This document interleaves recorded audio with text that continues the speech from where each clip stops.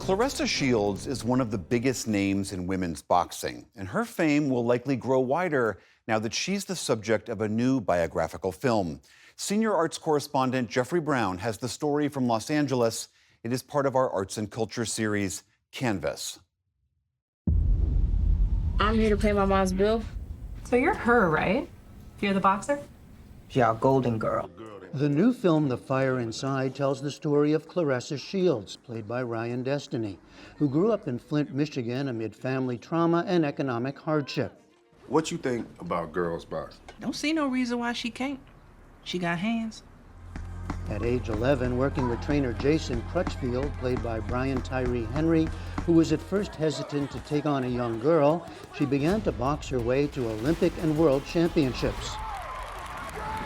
A big story for sure, but not one that ever reached the wider culture, even for sports lovers like director Rachel Morrison. I wanted to tell this story because I didn't know it, and I couldn't believe I didn't know it. And I follow sports, I played sports, and so I felt like Claressa's story, you know, her athleticism, her resilience, it's so inspiring. And I was kind of shocked and appalled. Her story isn't as visible and her voice isn't as amplified as it should be. For Ryan Destiny, a self-described arts, not sports kid, taking on the role meant entering a whole new world. It's so different than anything I've ever done, you know, and I knew that I would have to push myself in a way that I never have before. And that in itself was very scary. And also having to play a person who is still here, yes, still alive. And I knew if she didn't love it, she could fight me. Oh yes, Claressa Shields could fight all right, and she would definitely win, as she has all her life.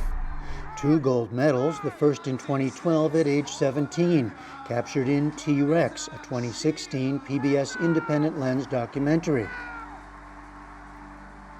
And every professional match she's fought, with world titles in 5 different weight categories. She is, she proclaims, the GWOAT, boxing's greatest woman of all time.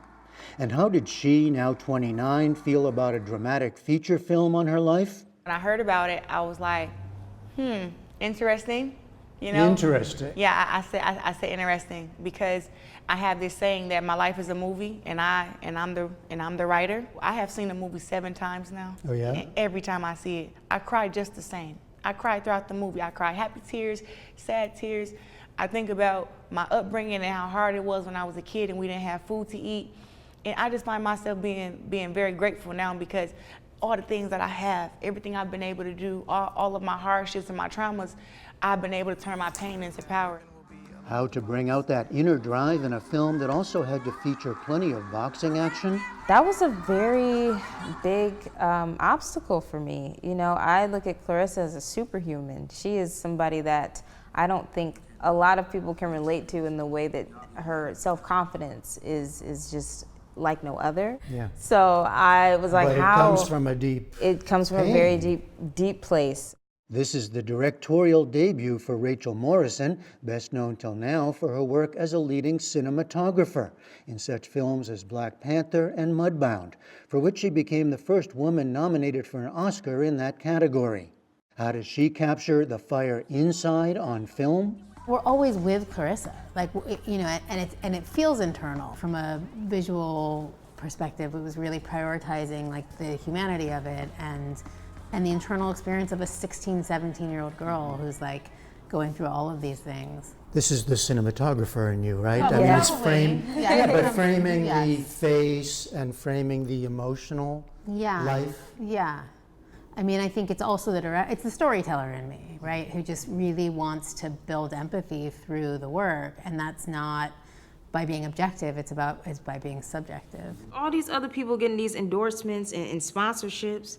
Meanwhile, I can barely pay my mama rent. What makes this story different from any sports film, says Morrison, is its twist on success. Shields wins her first Olympics, but in some real sense, she also loses, as none of the attention or financial gain she hoped for follows. Shields puts it this way. You know, you think that every Olympic gold medalist, you win a gold medal, you get all this money and endorsements, and I got nothing but my gold medal. And to win the Olympics and then not get any endorsements, any sponsorships, any magazine covers, cereal boxes, it was very hurtful. It was discouraging, but it also too, it was like, you know how something make you mad and you be like, you know what? I'm about to prove a lot of people wrong. Wrong gender, wrong color, wrong background, wrong sport. Shields felt and overcame it all, helping usher in a new era of women in sports. For Rachel Morrison, this was another way into the film. As a female cinematographer, which at, you know, I think at its high we've maybe hit like 6% of studio films like have female cinematographers. Like it's still low. I'm very used to being the exception to the rule, and also having it not be enough just to make good work. That there's always these, you know, people want to throw various perceptions, and how do you carry yourself? How do you dress? How do you work with your crew? Can you carry a heavy camera? You know, things that are, of course. So it felt personal. Yeah, I did find it personal, and I think the sad reality is it's probably applicable to a lot of different crafts, sports, you know, jobs, everything. Can't nobody beat me. It happens there's also a different kind of personal aspect for Ryan Destiny, who's the same age and growing up in Detroit from the same area as Shields. I think that was definitely a very easy connection there, and I wanted to make sure we got, you know, certain things right, because when people are watching it that are from our hometown, they will definitely call it out if it's not something that, you know, felt very genuine. Claressa Shields says things have improved for women in boxing from when she first considered going pro. She's earned $1 million paychecks for several fights. We haven't made it to equal pay yet, Right. but we are way further than what we were. And she's still very much in the arena. Even though I have a biopic coming out Christmas Day, I am very much not retired, okay? The story's not done, No, right? the story is not done, so we'll probably have the fire inside, too. Never know. Claressa Shields' next fight is February 2nd in her hometown of Flint. For now, the one and only The Fire Inside movie is in theaters.